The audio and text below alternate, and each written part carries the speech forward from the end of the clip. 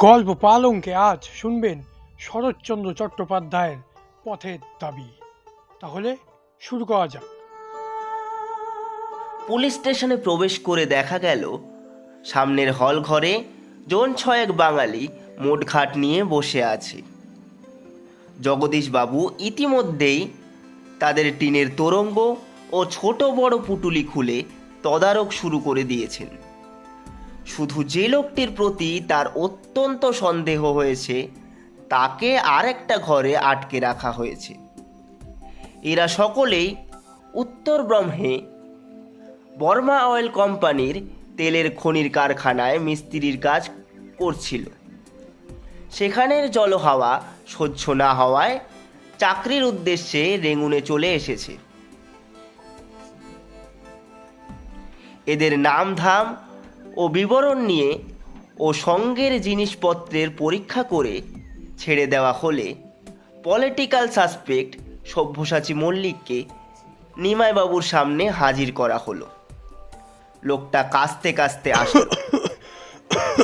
অত্যন্ত ফর্সা রং, রোদে পুড়ে যেন তামাটে হয়ে গেছে। বয়স ৩০-৩২-এর বেশি নয়, কিন্তু ভারী রোগা দেখাচ্ছিল। এইটুকু কাশির পরিশ্রমেই সে হাঁপাতে লাগলো। সহসা আশঙ্কা হয় সংসারের মেয়াদ বোধ করি বেশি দিন নেই।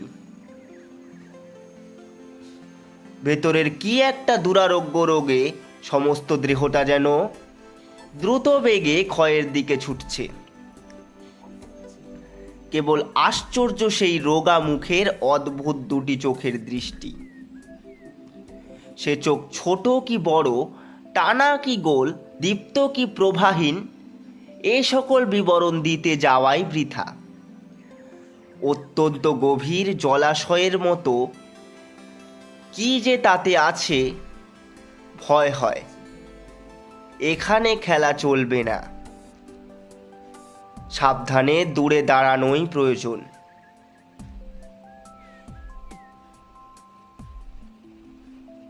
এদের কোনো অতল তলে যেন ক্ষীণ প্রাণশক্তিটুকু লুকোনো আছে।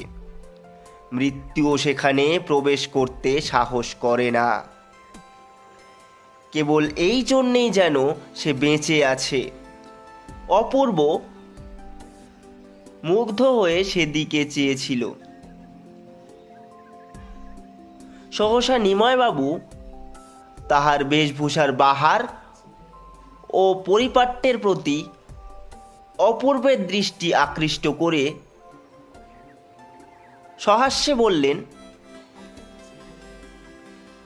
বাবুটি স্বাস্থ্য গেছে, কিন্তু শখ ১৬ আনাই বজায় আছে, তা স্বীকার করতে হবে। কি বলো অপূর্ব? এতক্ষণে অপূর্ব তার পরিচ্ছদের প্রতি দৃষ্টিপাত করে মুখ ফিরিয়ে হাসি গোপন করল। তার মাথার সামনের দিকে বড় বড় চুল, কিন্তু ঘাড় ও কানের দিকে নেই বললেই চলে, এমনই ছোট করে ছাঁটা। মাথায় চেরা সিথি, অপর্যাপ্ত তেল নিষিক্ত কঠিন রুগ্ন চুল থেকে লেবুর তেলের গন্ধে ঘর ভরে উঠেছে। গায়ে জাপানি সিল্কের রামধনু রঙের চুড়িদার পাঞ্জাবি। তার বুক পকেট থেকে বাঘ আঁকা একটা রুমালের কিছু অংশ দেখা যাচ্ছে। উত্তরীয়ের কোনো বালাই নেই। পরনে বিলাতি মিলের কালো মখমল পাড়ের সূক্ষ্ম শাড়ি, পায়ে সবুজ রঙের ফুল মোজা, হাঁটুর ওপরে লাল ফিতে দিয়ে বাঁধা বার্নিশ করা পাম শু, তলাটা মজবুত ও টিকসই করতে আগাগোড়া লোহার নাল বাঁধানো। হাতে এক গাছা হরিণের শিঙের হাতল দেওয়া বেতের লাঠি।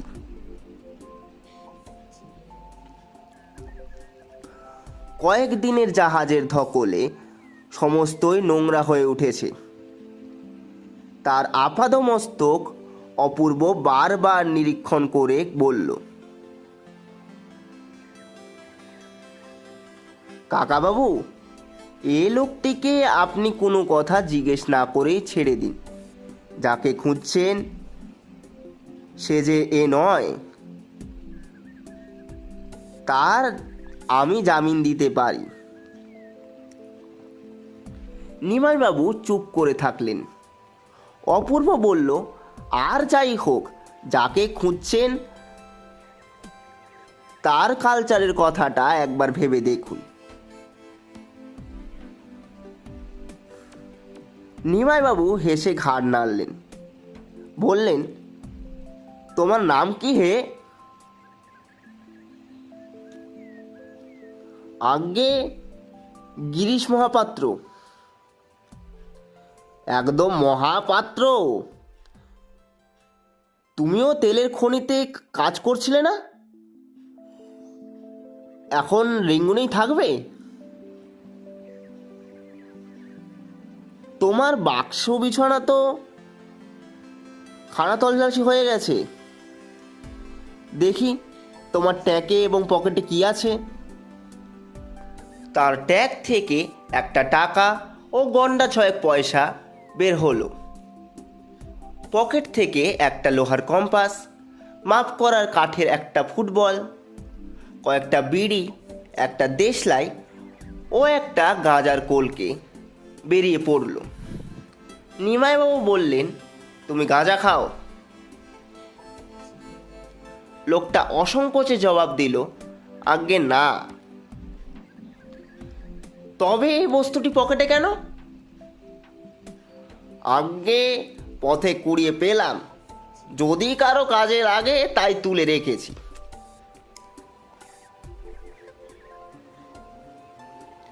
জগদীশবাবু এই সময় ঘরে ঢুকতেই নিমাইবাবু হেসে বললেন, দেখো জগদীশ, কিরূপ সদাশয় ব্যক্তি ইনি। যদি কারো কাজে লাগে তাই এই গাঁজার কলকেটি কুড়িয়ে পকেটে রেখেছেন। কিছুক্ষণ মৌন থেকে বললেন, গাঁজা খাওয়ার সমস্ত লক্ষণই তোমার মধ্যে বিদ্যমান বাবা। বললেই পারতে খাই, কিন্তু কদিনই বা বাঁচবে? এই তো তোমার দেহ, আর খেও না। বুড়ো মানুষের কথাটা একটু শুনো। মহাপাত্র মাথা নেড়ে অস্বীকার করে বলল, আজ্ঞে না, মাইরি খাইনি। তবে ইয়ার বন্ধু কেউ তৈরি করে দিতে বললে দিই, এই মাত্র, নইলে নিজে খাইনি। জগদীশবাবু রেগে উঠে বললেন, দয়ার সাগর, পরকে সেজে দিই, নিজে খাইনি, মিথ্যেবাদী কোথাকার। অপূর্ব বলল, বেলা হয়ে গেল, আমি এখন চললাম কাকাবাবু। নিমাইবাবু উঠে দাঁড়িয়ে বললেন, আচ্ছা, তুমি এখন যেতে পারো মহাপাত্র। কি বলো জগদীশ, পারে তো?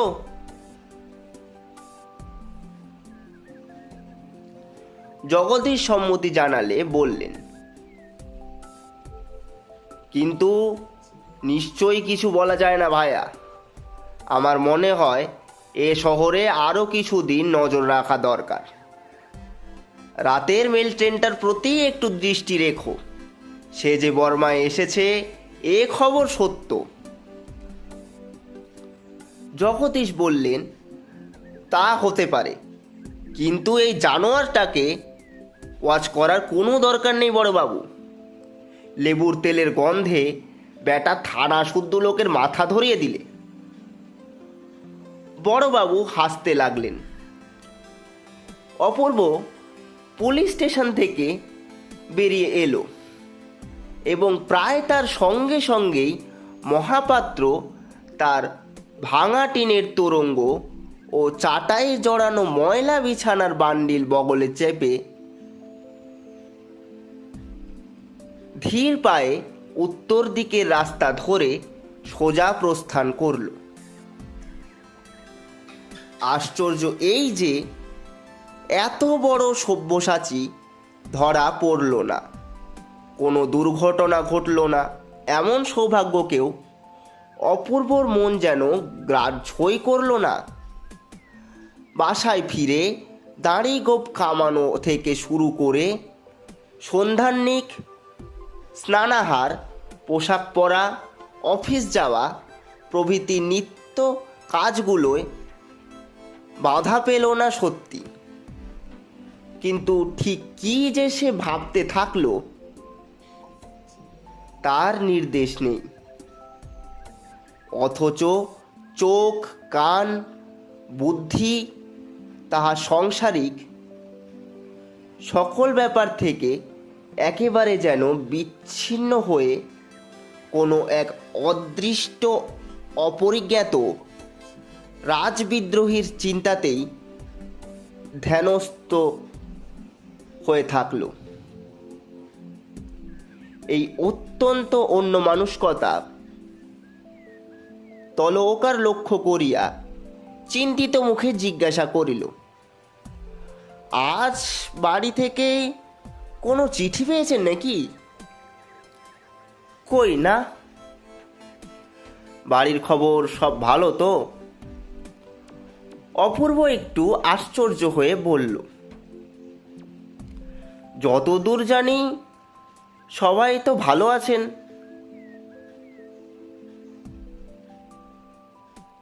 রামদাস আর কোনো প্রশ্ন করল না। টিফিনের সময় দুজনে একসঙ্গে বসে জলযোগ করত। রামদাসের স্ত্রী অপূর্বকে একদিন সন্নিবদ্ধ অনুরোধ করেছিলেন, যতদিন তার মা কিংবা বাটির কোনো আত্মীয়া নারী এদেশে এসে বাসার উপযুক্ত ব্যবস্থাদি না করেন, ততদিন এই ছোট বোনের হাতের তৈরি যৎসামান্য মিষ্টি প্রতিদিন তাকে গ্রহণ করতেই হবে। অপূর্ব রাজি হয়েছিল। অফিসের একজন ব্রাহ্মণ পেয়াদা এই সকল বয়ে আনত। আজও সে নিরালা পাশের ঘরটায় ভোজ্যবস্তুগুলি যখন সাজিয়ে দিতে গেল, তখন আহারে বসে অপূর্ব নিজেই কথা তুলল,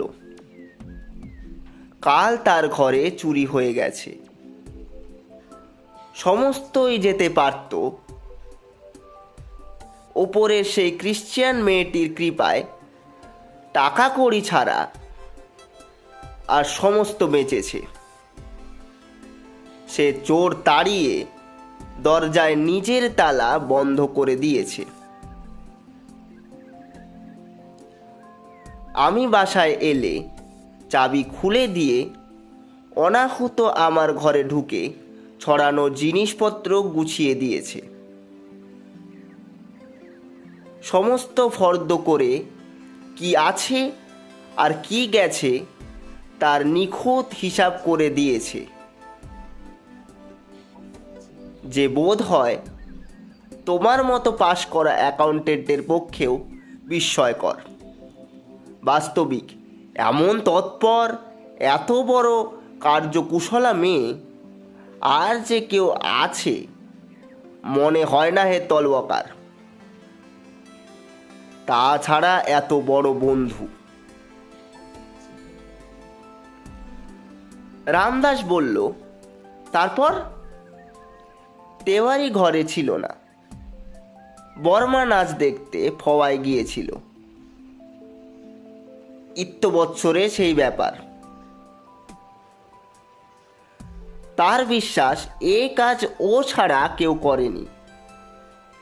আমারও অনুমান খানিকটা তাই, চুরি না করুক, সাহায্য করেছে।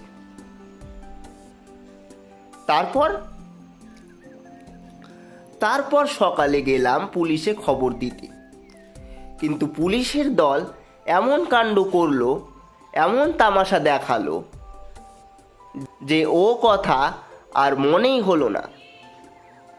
এখন ভাবছি, যা গেছে তা যাক, তাদের চোর ধরে আর কাজ নেই। তারা বরঞ্চ এমনই ধারা বিদ্রোহী ধরে ধরেই বেড়াক। এই বলে তার গিরিশ মহাপাত্র ও তার পোশাক পরিচ্ছেদের বাহার মনে পড়তেই হঠাৎ হাসির ছটায় যেন দম আটকে যাওয়ার উপক্রম হলো। হাসি থামিলে সে বিজ্ঞান ও চিকিৎসা শাস্ত্রে অসাধারণ পারদর্শী বিলেতের ডাক্তার উপাধিধারী রাজশত্রু মহাপাত্রের স্বাস্থ্য, তাহার শিক্ষা ও রুচি, তাহার বল বীর্য,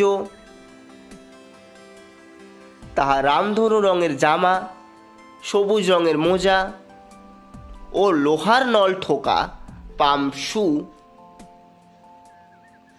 তাহার লেবুর তেলের গন্ধবিলাস, সর্বোপরি তাহার পরিহিতায় গাজার কলকেটার আবিষ্কারের ইতিহাস সবিস্তারে বর্ণনা করতে করতে তার উৎকট হাসির বেগ কোনো মতে আর একবার সম্বরণ করে শেষে বলল, তলবকার, মহা হুঁশিয়ার পুলিশের দলকে আজকের মতো নির্বোধ আহাম্মক হতে বোধ করি আগে কেউ কখনো দেখেনি।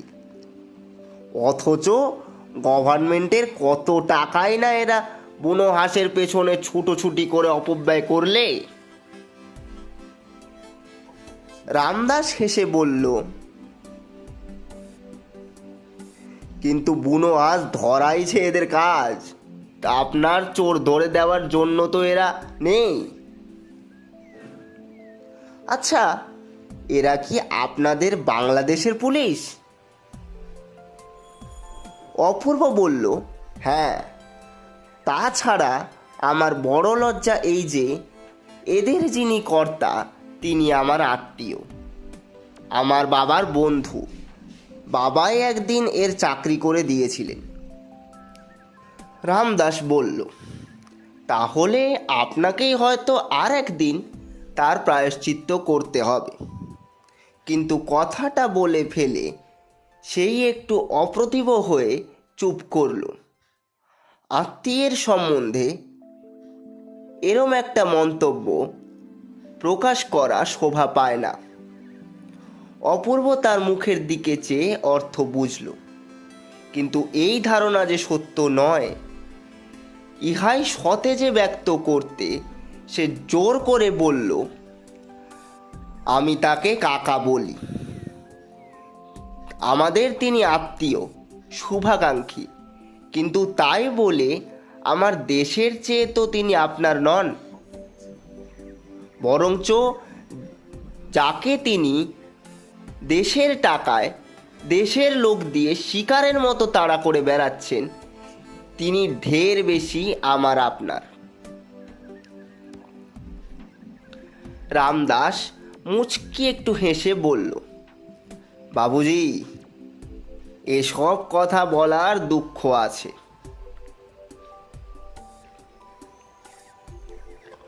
অপূর্ব বলল, তাই নেব, কিন্তু তাই বলে তলওয়াকার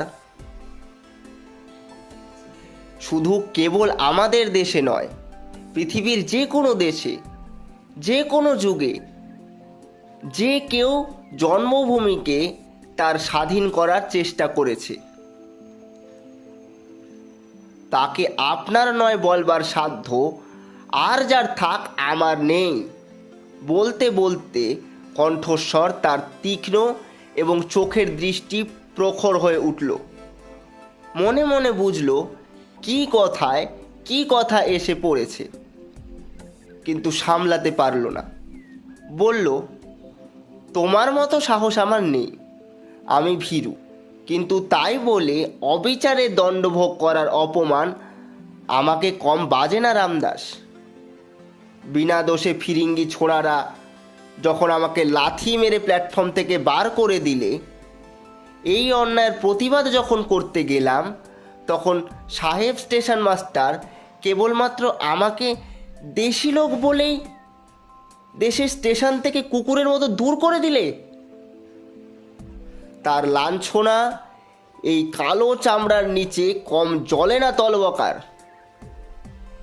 এমন তো নিত্যই ঘটছে। আমার মা, আমার ভাই, আমার বোনকে যারা সহস্র কোটি অত্যাচার থেকে উদ্ধার করতে চায় তাদের আপনার বলে ডাকবার যে দুঃখই থাক, আমি আজ থেকে মাথায় তুলে নিলাম। রামদাসের সুশ্রী গৌরবর্ণ মুখ ক্ষণকালের জন্য আরক্ত হইয়া উঠল। কই, এই ঘটনা তো আমাকে বলেননি। অপূর্ব বলল, বলা কি সহজ রামদাস। হিন্দুস্থানের লোক সেখানে কম ছিল না, কিন্তু আমার অপমান কারো গায়েই ঠেকল না। এমনই তাদের অভ্যেস হয়ে গেছে। লাথির চোটে আমার যে হাড় পাজরা ভেঙে যায়নি, এই সুখবরে তারা সব খুশি হয়ে গেল। তবে জানাবো কি, মনে হলে দুঃখে, লজ্জায়, ঘেন্নায় নিজেই যেন মাটির সঙ্গে মিশে যায়। রামদাস চুপ করে রইল। তাহার দুই চোখ ছলছল করে এলো। সামনের ঘড়িতে 3টে বাজতে সে উঠে দাঁড়ালো। বোধহয় কি একটা বলতে গেল, কিন্তু কিছুই না বলে হঠাৎ হাত বাড়িয়ে অপূর্বর ডান হাতটা টেনে নিয়ে একটা চাপ দিয়ে নিঃশব্দে নিজের ঘরে চলে গেল। সেই দিন বিকালে অফিসের ছুটি হওয়ার আগে বড় সাহেব একখানা লম্বা টেলিগ্রাম হাতে অপূর্বর ঘরে ঢুকে বললেন, আমাদের ভামর অফিসে কোনো শৃঙ্খলাই হচ্ছে না। প্যান্ডালে শোয়েব, মিথিলা এবং এদিকে প্রম, এই সব কটা অফিসেই গোলযোগ ঘটছে। আমার ইচ্ছে তুমি একবার সবগুলো দেখে এসো। আমার অবর্তমানে সমস্ত ভারই তো তোমার, একটা পরিচয় থাকা চাই। সুতরাং বেশি দেরি না করে কাল পরশু যদি একবার।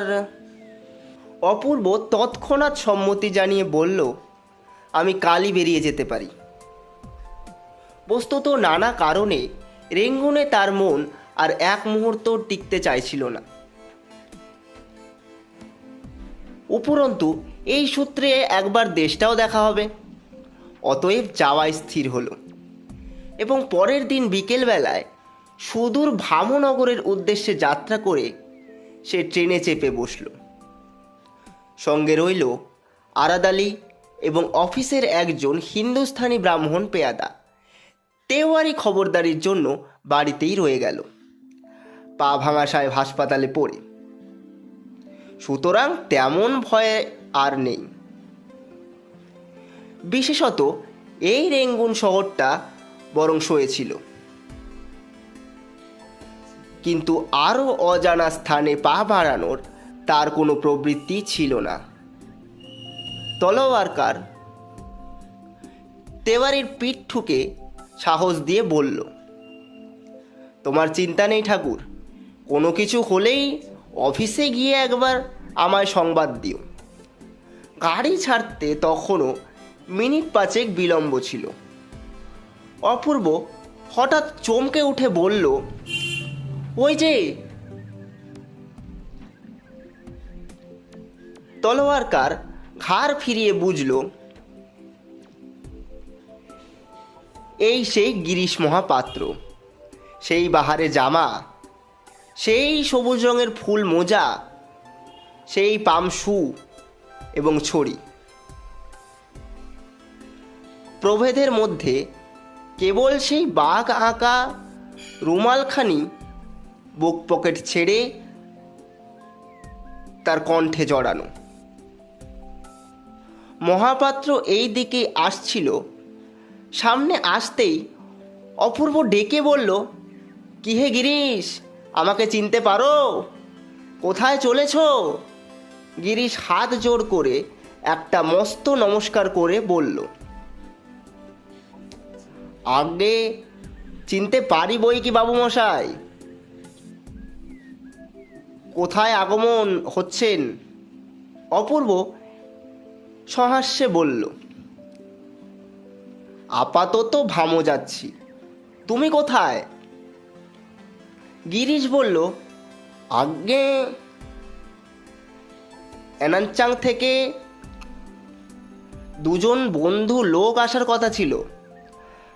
আমাকে কিন্তু বাবু ঝুটমুট হয়রান করা।